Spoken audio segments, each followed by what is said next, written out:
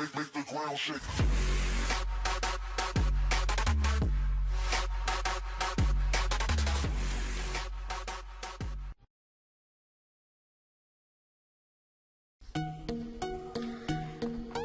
السلام عليكم ورحمة الله وبركاته. أهلا بكم في حلقة جديدة من قناتكم جيمر أوي. النهارده الفيديو بتاعنا ملوش علاقة بالجيمز ولا بالبي اس 4 ولا بالاكس بوكس. الفيديو بتاعنا ليه علاقة بالايفون، ازاي تنزل الابس اللي بفلوس ببلاش على الايفون من غير جيل بريك. أول حاجة هتفتح الاب ستور، تعمل سيرش على الفي بي ان ماستر وتنزل الابلكيشن ده.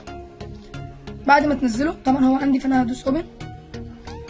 بعد ما تنزله تفتحه، تعمل كونكت بالدوسه كده على العلامه الارضيه، الكره الارضيه اللي تبقى باينه ليك، تعمل كونكت كده. هو عمل ايه؟ كونكت. تطلع بره،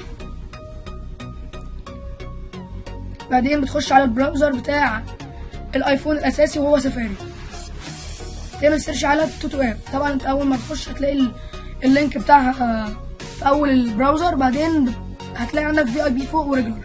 خليك في ريجولر عشان هو الفري بتاع الايفون، تدوس عليه بعدين تنزله. طبعا عشان هو عندي انا مش هنزله، البرنامج عندي اهو.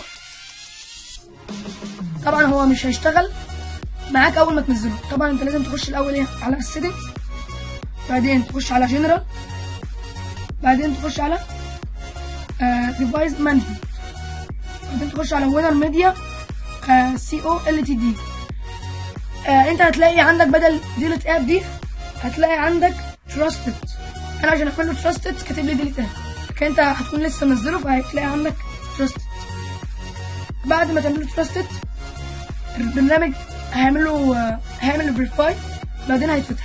انت تخش على توتو اب و هتخش على توتو اب، بعدين تعمل سيرش على اي اب انت عايز تنزلها. هي موجوده على الاب ستور بفلوس.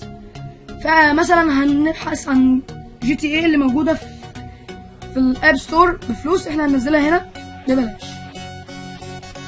تنقي جي تي اي، بعدين هتلاقي عندك يعني طبعا زي اي ستور بتاع اي موبايل هتلاقي بيديك الديلز بتاع اللعبه والديتيلز بتاع اي اب.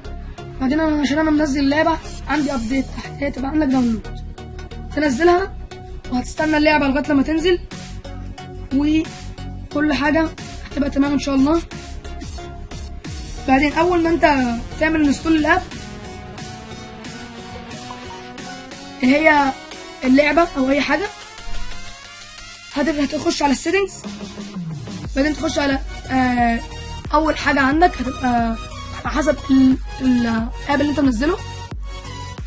هي في الديفايس مانجمنت برضه، تخش برضه على الجنرال، بعدين الديفايس مانجمنت اول حاجه هتبقى عندك تدوس عليها عشان على حسب الاب اللي انت منزله، وهتعمل ريفراي لكل الابس اللي انت منزلها. عشان تشتغل لازم كل حاجه تنزلها تخش تعملها ريفراي من على الجنرال سيتنجز، من على الادفايس مانجمنت، وكده اللعبه هتشتغل باذن الله بدون اي مشاكل. وان شاء الله هيبقى في فيديو لنا جديد. الفيديو الجاي هيبقى عن ازاي تنزل فيديوهات بطريقه سهله جدا على الايفون. شكرا.